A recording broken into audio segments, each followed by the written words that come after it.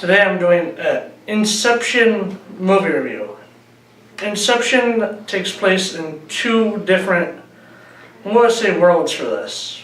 It takes place here in reality, but it also takes place inside dreams. And what I mean by that is, we follow the story of Cobb. Cobb is a heister, and what he steals is people's inner thoughts and secrets. And how he does this is he goes into your mind. His team go in when you're asleep and kind of jump into your dream. Everything, you don't know he's there, but he's there. His main goal is, this is his final heist. See, Cobb, he's lost his kids. They've been handed off to his grandparents after an accident which caused his wife to lose track between reality and not our reality and the dream world. And the way they tell is they all have an object. And the object is, for Cobb, it's just like a tiny little spinner. And the way you tell if it's reality or not is you start spinning it and it'll either keep spinning or it'll topple over. If it topples over, that means you're in the real world. His wife lost that. And so what we see is that he's kind of always there. He's always trying to make sure he's in reality. He never wants to be lost like what happened to his wife. But he also doesn't want to let her go, so she's always there in his subconscious. And we see that later on. But the story is, he's offered the chance to get his kids back. He can be with them. He can finally have them with him. Only if he does one last job. This one last job will be the hardest job that he has ever pulled. It'll be him and a group of others. Each one has their own specific set of talents. I think this movie works for a couple of different reasons. The first one would be visual.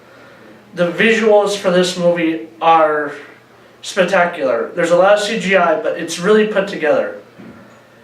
And an example of this, or why this movie is at such a high level for me, is because you see them walking, and it's a new person had joined the team, and they're trying to teach her about the dream world. And so what happens is they're walking on a street, but then out of nowhere, the person next to her causes the whole other half of the seat to fold up. But then they start walking up it. Everything is still moving as it normally would, but then you just have a huge thing like that move. Another reason this works is casting. Leonardo DiCaprio, who has been in major roles throughout his entire career, pulls off, in my opinion, another great job playing as Cobb. Another great character in this is Joseph Gordon-Levitt, who plays kind of the brains of the operation.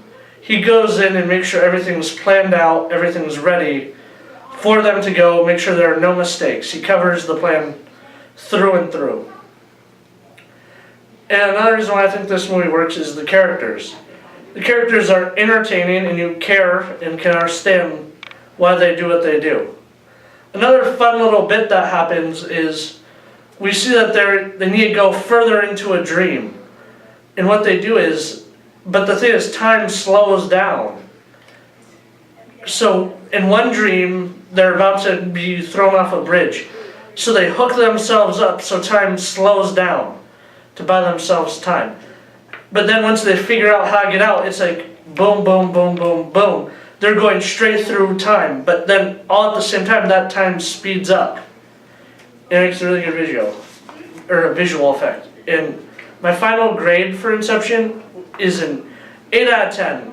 It's not an amazing movie, but it is a good movie with good special effects and good character development. It's an interesting movie that is done right. It's original at its core, and it doesn't play off some of the tropes that have been in movies recently. It's not setting itself up for any kind of sequel, in the ending, you can take it a bunch of different ways.